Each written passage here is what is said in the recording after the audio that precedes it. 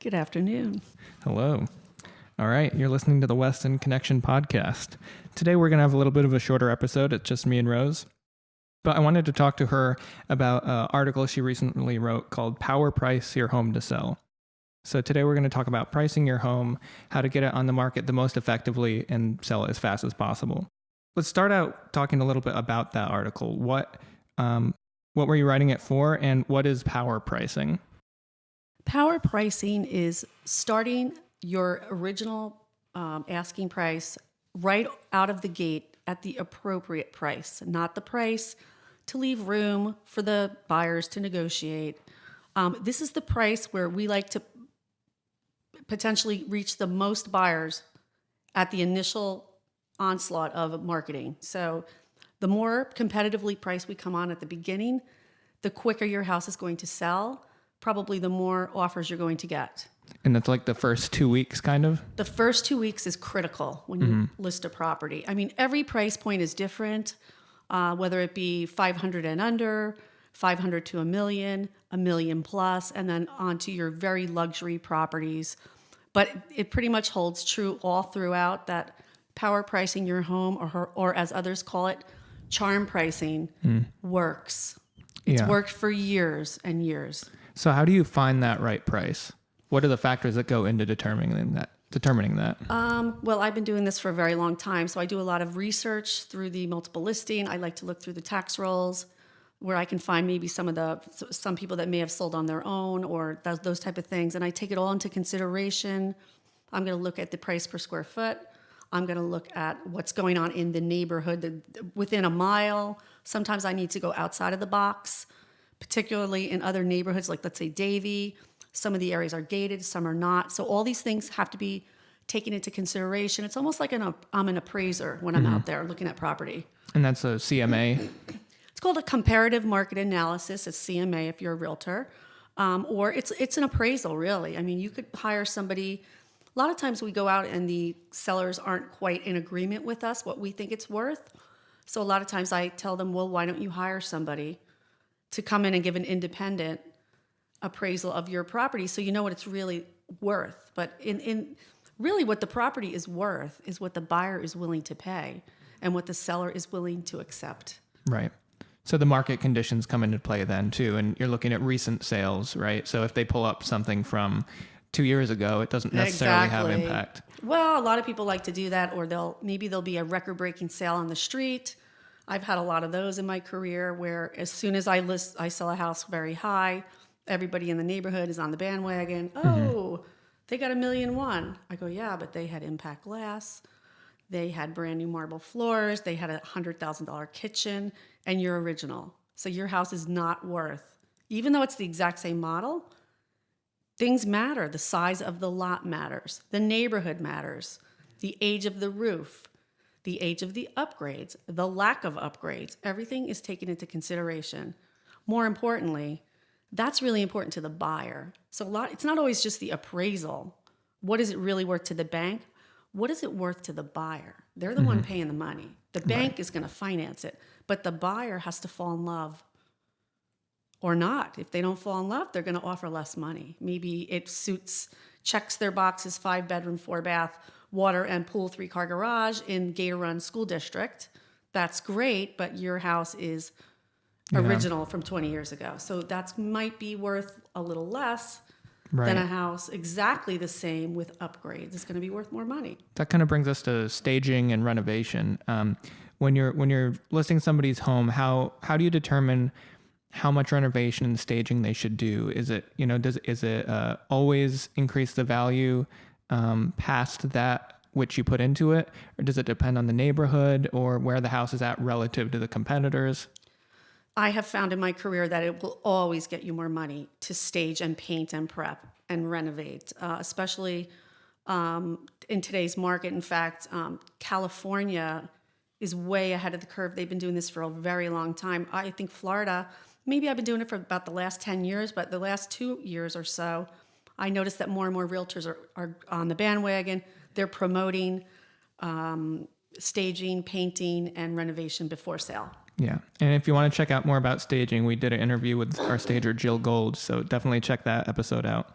But that brings us to kind of like what you were saying with it's about the buyer falling in love with it, and in those small touches like the paint and the furniture can create that idea in their heads, whereas something like a color might throw the whole thing off. Absolutely. If we walk into a house and the walls are burgundy and there's heavy drapes, it's probably not going to appeal to a millennial. They don't like dark colors. They don't like heavy moldings. They like open concept, light colors, bright and shiny, and open yards. In fact, 80% of millennials and Gen Z, I just heard this amazing statistic, 80% own a dog, which is very interesting. So yards are a bit popular now, fenced yards. People like that. But anything at all that you can do to neutralize your home is going to help, whether it's taking down the wall of fame of your children from kindergarten to college, that needs to come down. Yeah. Nobody's interested in that. Same thing, a coat of paint. If you just painted it 2 years ago and it's green, guess what? It's the wrong color. We can work with it, but the thing is, the more things you do that I tell you to do, the better your chances of selling quicker and for more money. And I have the results to prove it. One of the things I've been interested in is how does this affect like the appraisal, right? So if a house ends up, you list it for higher, you put more work into it, so obviously you're going to ask more. Does appraisal ever get in the way of it closing, or what? I'm just curious about that. It could. I'll give you a funny example, kind of great example. I just listed a house in Savannah. I prepped the house. She did everything I asked. I actually went in and I raised the price because it looked so much better. And I literally had an offer on the first showing. Somebody wrote an offer on it. So she was amazed. But the thing is, she did everything I asked.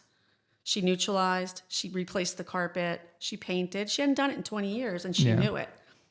And I raised the price because I knew now the buyers are going to see it online. They're going to call their realtor. They're going to set up an appointment, which we like to call foot traffic. We have internet traffic, which is eyes on Zillow, Realtor.com, and those things. And then we have foot traffic, which is the feet going in the front door. Right. We want to generate through the photography and through the online marketing, we want to generate foot traffic. If I can get them in the house, I can sell your house. If they don't go in your house and there's no calls, something is wrong. Yeah. It's the price. It's the presentation. It could be it's lacking a pool. A lot more people in Florida want a pool than don't. So if you've got a house with no pool and no view, they're harder to sell than a house with a pool and a water lot.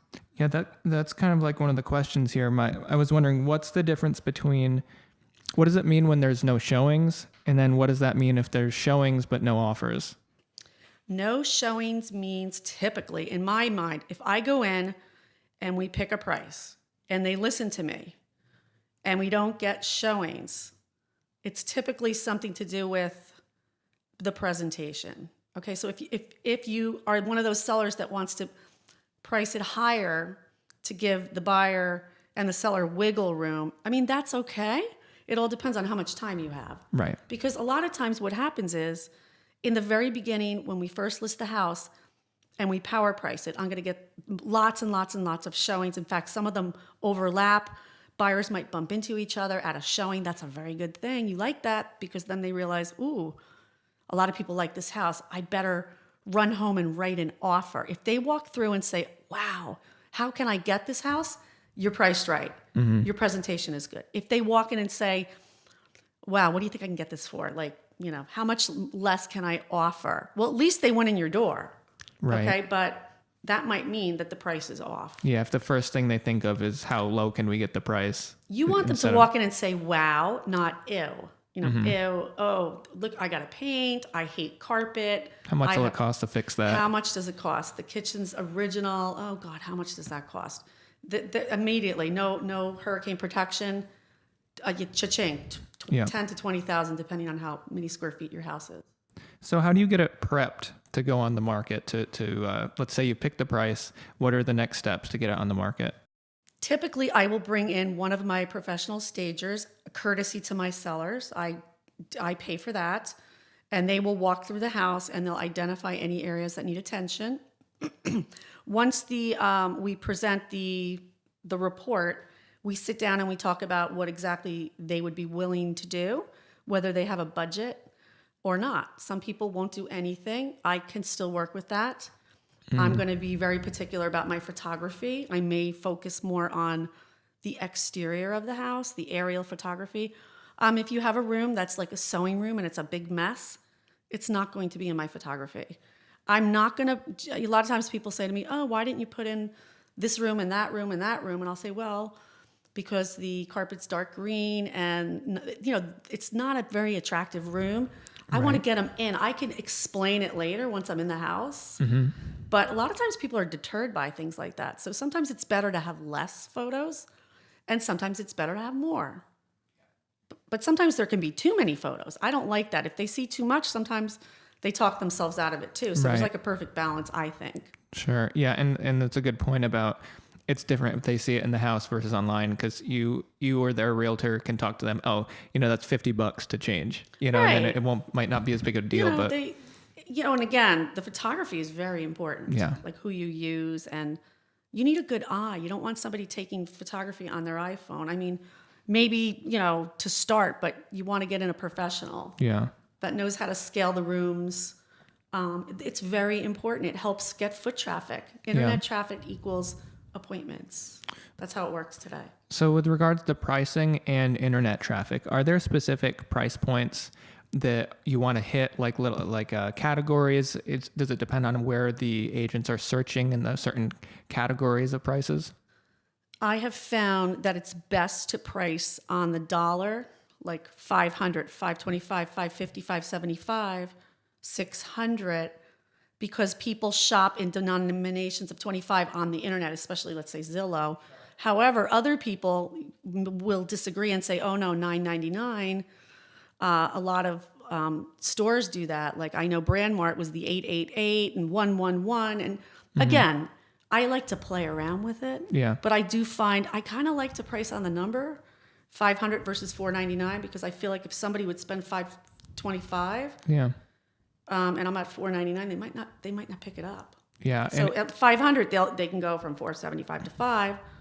So actually, it's a weird question. I mean, I like to feel it out with the client, what they feel.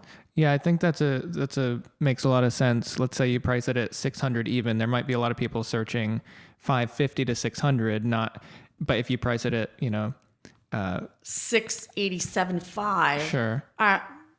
They might, they could miss it. Yeah. It's kind of a funny thing, pricing. Yeah. It's kind of emotional in a way, yeah, too. But some people like $9.99. Oh, it's less than 1,000. So psychology versus visibility. It can be psychological. So, I mean, it goes both ways. I do like to price on the dollar. That's how I like to do it.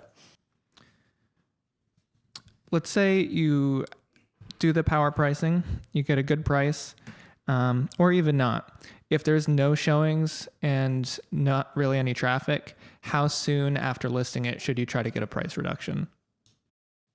I like to do it within the first 2 weeks. A lot of times, I need the client to trust me. They might say, oh, I want to try this, and they're not in a rush. I hear that a lot. Oh, we're not in any rush. But then after it's not selling, they're in a rush all of a sudden. So I try to make sure I let them know the price I originally started with, because a lot of times later they tell me I'm the one that priced it. Right. And, again, people forget. But typically within the first month, if there's nothing going on. And by the way, I've done postcards, open houses, brokers opens. They're in the magazines. They're all over the internet. Like, it's not like I'm doing nothing. I'm doing everything. Now, if I'm doing all that and the phone's not ringing, there's something wrong. Okay? Because then there's other houses that come on, do everything I want, and they sell in 7 days. There's got to be a reason why. Yeah. And in the end, it's the market that determines the value of the buyers. So it's different neighborhoods sell quicker. Some people want certain school districts. Some people want only a 1-story. But there's plenty of buyers out there for everybody's house. Yep, definitely. Do you have any funny stories of pricing from past clients? Probably more horror stories. I have a lot, actually. I find that the hardest thing is for the sellers to trust us, because they want as much money as they can get out of their house. We understand that. And I don't want to insult people when I go in and I say, you could get more money if you took down your wallpaper and neutralize, and they just don't want to do it. But the problem is, it is the truth. Yeah. So I know right off the bat that if they don't do it, they are going to get less, but they're not willing to. Yeah. Sometimes I have to wear them down a little bit, unfortunately. And you know what? I'm sorry to say, it does work. They have to feel the pain of, I should have done that from the start. In fact, I have a house just very recently. We went through a very long listing period, and they wouldn't paint, they wouldn't stage, they weren't even living there, but they didn't want to spend the money. And we just kept reducing the price. And finally, we agreed to do it. And all of a sudden, the activity just jumped. I mean, it's incredible. So, With the staging? yes, Yeah. it makes a big difference. I mean, I know everybody can't afford it, but it's really worth it. And I really try to push it because I know it works. And I think people in the industry sometimes forget that, like, you work with homes every day, so you have a vision of what homes could be and what it costs to change everything. But people walking in, people who are just looking for a home, they probably don't have that vision. So Some people do. Of course. I mean, but typically, if you walk in and everything is not to your liking, you're going to pay less. You're not Right. going to offer top dollar. You're going to offer top dollar for the house when you walk in and you're like, oh my God, look at these colors, and I don't have to paint. There's no carpet. You know, if somebody has allergies, let's say, you know, and the people that do the work, they're the ones that are reaping the benefits. But, Right. you know, not everybody has the money. I get that. Yep. But if you do have it, there are new programs where you can actually borrow money. There's companies that I work with where you can take out a loan through their company, do the work, and then pay it off when you close. Oh, interesting. So there's some new stuff coming up, which I think is very interesting. Yeah. That might help people out. Where do you see the future of this power pricing concept going? Do you see any new factors with online marketing or, you know, new ways that technology is influencing the market? Years ago, back in the 2007, when we had a kind of a drop off, it was pretty bad. But I was writing contracts on tops of cars. I mean, people were just dying to get these houses that really shouldn't have been getting mortgages. Right. And I would write 3 and 4 contracts. My sellers had like a plethora of people to choose from. We'd always try and pick, you know, it wasn't always the highest price. It's not always the best contract. Sometimes it's the terms. It's the quality of the buyer. You know, just because it's more money doesn't mean they're even going to close. Yeah. So you have to keep those things in mind as well. But more importantly, I just want to get an offer. So if nobody's even coming, no one's showing your house, that's a big problem. So look at your price, look at your presentation. Sometimes it's your presentation and it's not your price. So maybe step back, reassess, put a little elbow grease in, clean your house, paint your house, spruce up your front door. Curb appeal is very important. You know, just look through the eyes of a buyer. If that doesn't work, then go to price. You know, again, if you've got time, you could start higher, but I find that you get more money if you start with a power price or a charm price versus starting with all this negotiation room, because if no one's going through your house, you're not going to sell your house. Yeah. They have to walk through the door. So if they're not going through the door, you're not going to sell. So what good is it? It looks great online. Nobody's calling. That's a red flag. You got to address that quickly. Is there anything else you want to say on this topic?